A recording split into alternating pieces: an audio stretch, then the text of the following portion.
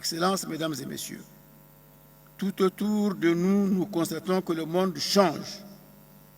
Nous ne devons donc pas rester des spectateurs pour subir des lois anciennes qui ne favorisent pas notre essor.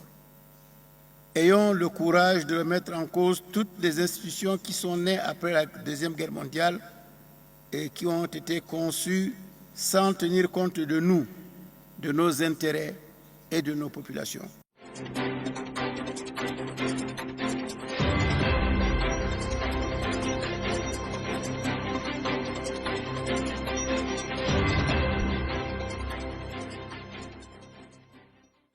En 2019 à nos jours jusqu'à l'année prochaine, je pense comme rendement, pour utiliser le terme de ministre, c'est pas très fort. C'est pas très fort et tout ce qu'on peut vous demander, Monsieur le Directeur général, c'est de travailler. De travailler comme vous savez le faire, travailler comme les Chinois.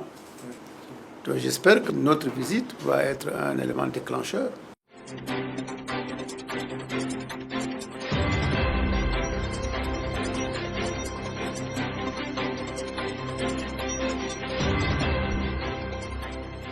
C'est encore la lutte environnementale qui prend le dessus. Et ça, je pense même que de la part d'Exxon, c'est criminel. C'est criminel parce qu'ils savent que dans les règles de l'art, telle disposition doivent être prises pour boucher les trous afin de limiter, non seulement limiter, d'annihiler toute possibilité de contact avec la nappe phréatique.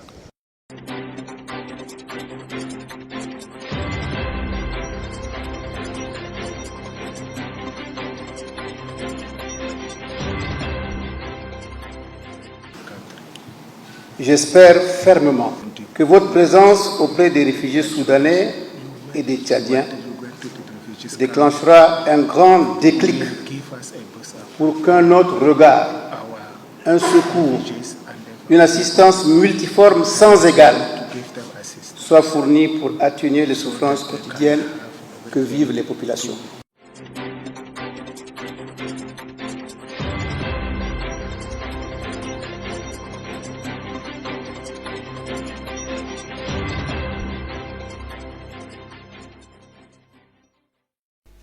Je voudrais passer par votre intermédiaire pour vous demander d'être encore dans ce domaine-là notre avocat là-bas à New York pour que les grandes puissances se mobilisent afin de mettre fin à cette guerre. La guerre du Soudan est à tout point de vue dangereuse pour le Tchad, sur tous les plans. Dangereuse pour le Soudan lui-même, évidemment. Il faut donc appeler les belligérants à la raison et trouvons les moyens de les obliger à s'arrêter de faire la guerre pour que les dégâts cessent. Les questions résultant de ce choc soudanais par rapport aux réfugiés, dont le nombre est en train d'être multiplié par un peu plus de 2. On était à 400 000 depuis 20 ans. Et aujourd'hui, l'afflux a atteint, voire même dépassé ce chiffre.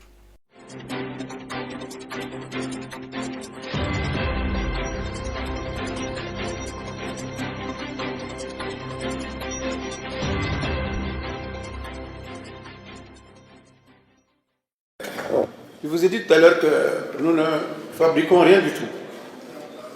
Mais il faut se lancer dans la petite industrie, dans la moyenne industrie. Vous en avez les moyens. Le gouvernement va vous accompagner. Le code d'investissement ne doit pas être fait uniquement pour les étrangers comme c'est le cas actuellement. Les investisseurs sont d'abord tchadiens. Les vrais investisseurs sont tchadiens et ce sont ceux-là que nous allons accompagner.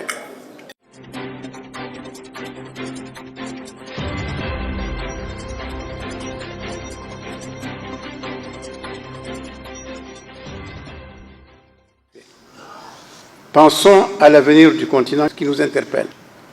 Pensons en particulier à la jeunesse qui bouillonne d'impatience pour que ces problèmes soient gérés positivement, et ils sont nombreux.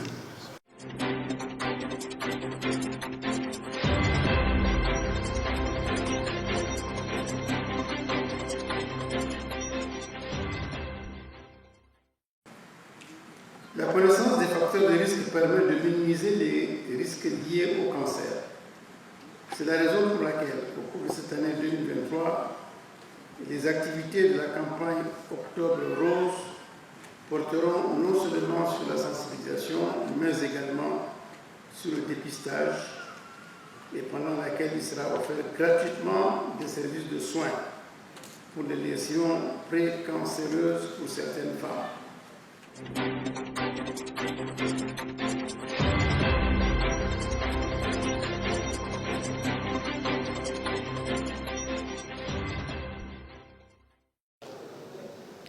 C'est ici l'occasion pour moi de vous féliciter pour les efforts que vous consentez dans l'exercice de votre profession pour informer et former le peuple tchadien, mais aussi pour dénoncer les tares de notre société et les manquements tous azimuts quand il y en a. Vous faites cela, j'ose le croire, par amour pour votre pays et parce que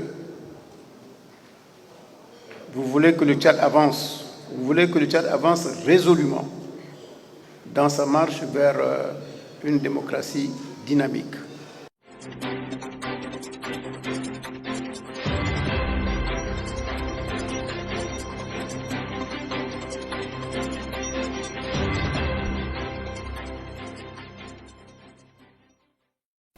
Nous ne pouvons pas subitement, en plein XXIe siècle, aujourd'hui, en 2022, 2023, nous réveiller pour nous battre entre communautés